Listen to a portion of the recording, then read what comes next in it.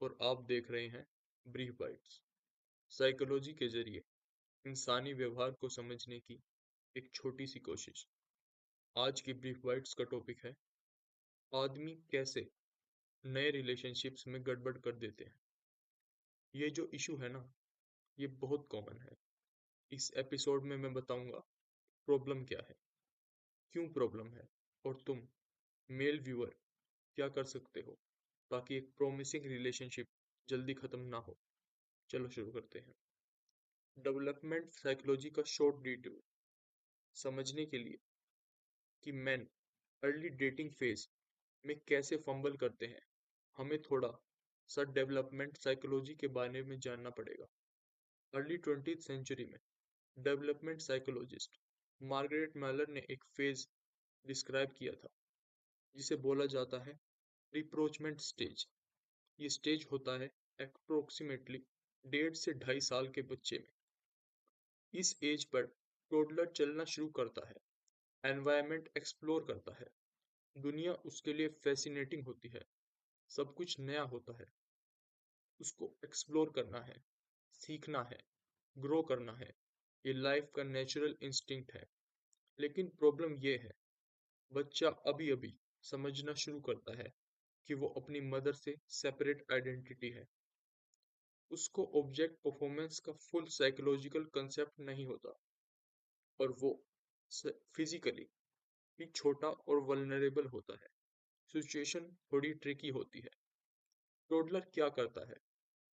Toddler backyard explore करेगा, घर का अलग अलग कॉर्नर एक्सप्लोर करेगा, ग्रोथ और क्यूरियोसिटी सेटिस्फाई करने के लिए।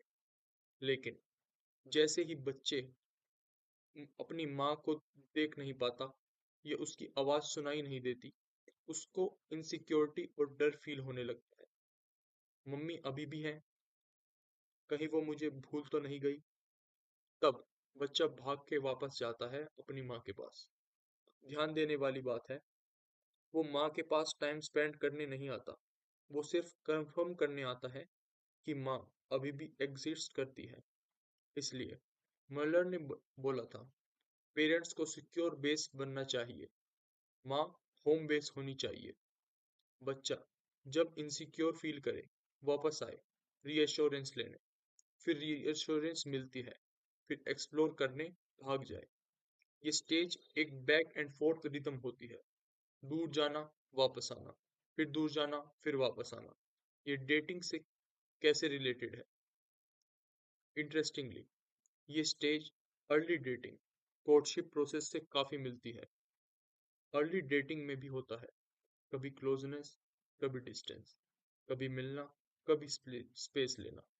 और यही जगह है, यहाँ में इन गलती कर देते हैं। आदमी की सबसे बड़ी गलती, कुछ रीजंस की वजह से, शायद औरत की एब्सेंस टॉलरेट नहीं होती, शायद जल्दी नेक्स्ट सेक्सुअल एनकाउंटर चाहिए, शायद इम्पेशंस। आदमी इस नेचुरल रिदम को तोड़ने की कोशिश करते हैं दो तरीकों से, जल्दी कमिटमेंट सिक्योर करना और जल्दी जल्दी कांटेक्ट करके डिस्टेंस कम करना। और दोनों चीजें रिलेशनशिप को डैमेज कर सकती हैं। औरत कमिटमेंट चाहती है, लेकिन एक ट्विस्ट है, ज्यादातर औरतें कमिटेड रिलेशनशिप चाहती हैं, लेकिन वो रिलेशनशिप में खुद एंटर करना चाहती हैं। उन्हें ये फील नहीं होना चाहिए कि कोई उन्हें ट्रैप कर रहा है। मदर एनालॉजी, अगर माँ बच्चे को एक्सप्लोर करने से रोकने लगे, या जब बच्चा रेडी नहीं हो तब उसको वापस बुलाए, तो बच्चा रिएक्ट करेगा, फ्रस्ट्रेशन, रेजिस्टेंस, इंडिफरेंस। मदर कोई को अपनी इनसिक्योरिटी टॉलरेट करनी पड़ती है, उसको ट्रस्ट करना पड़ता है कि बच्चा अपने टाइम पे वापस आएगा। अगर वो इम्पेशंस में फोर्स करेगी, रिलेशनशिप डिफिकल्ट हो जाएगा। आदमी के लिए लेसन, आदमी तुम्हें भी टॉलरेट करना पड़ेगा वो डिस्कम्फर्ट, जब औरत रिप्लाई नहीं करे, जब वो थोड़ी डिस्टेंस ले, जब वो बिजी हो। ट्रस्ट द प्रोसेस, कॉन्फिडेंस रखो कि वो अपने टाइम पे वापस आएगी। इनसिक्योरिटी एक्चुअली तुम्हारी फ्रेंड है। ये थोड़ा वियर्ड लगेगा, लेकिन डेटिंग में अनसर्टेनिटी और एंजाइटी तुम्हारी दुश्मन नहीं, दोस्त है।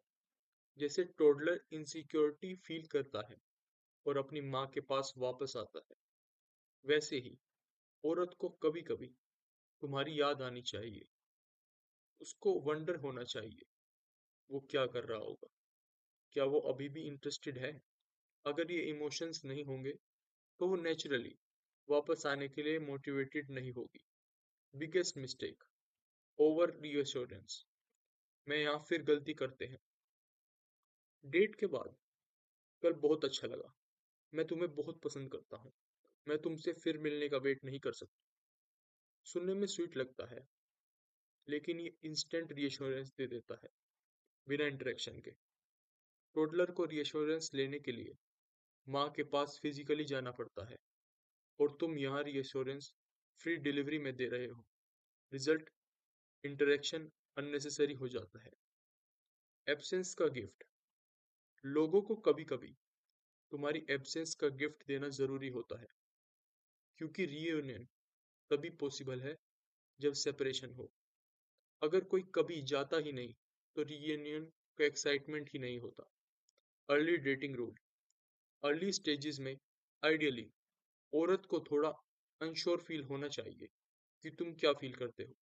एग्जाम्पल, अगर तुम फर्स्ट इंटीमेट हुए हो, उसके बाद औरत थोड़ा वंडर करे, क्या ये सिर्फ हुकअप था, वो नॉर्मली अब तक मैसेज करता, क्या वो मुझे सीरियसली पसंद करता है। ये इमोशनल टेंशन एक्चुअली इंटरेक्शन को ग्रो करता है। अल्टरनेटिव क्या है?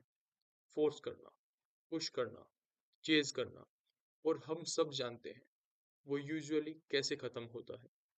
अगर तुम यहाँ तक सुन चुके हो तो सोचो, क्या ये तुम्हारी डेटिंग एक्सपीरियंस से मैच करता है? मुझे कमेंट्स में बताओ। एपिसोड पसंद आए हो तो लाइक और सब्सक्राइब भी कर सकते हो। और हमेशा की तरह, धन्यवाद।